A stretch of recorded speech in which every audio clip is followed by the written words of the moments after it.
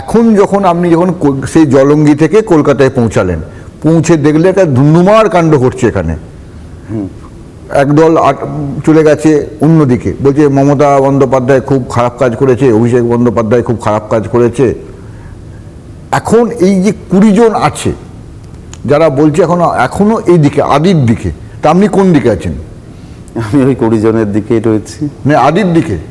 এখন আদি না নব্য এটা তো আমি বুঝে উঠতে পারি। আমি যে বললাম প্রথমবার, এখন আমার কাছে আমরা এসেছি যে রাজনীতিতে কি হচ্ছে, এই যেমন রাজনীতি বিমুখ হয়ে যায় অনেকে, যে রাজনীতি ভালো জিনিস নয়, রাজনীতিতে নেগেটিভিটি।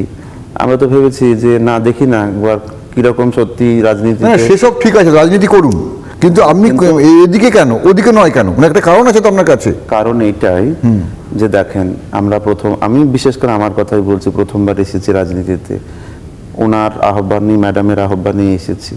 ম্যাডাম টিকিট দিয়েছেন, নির্বাচিত হয়েছে।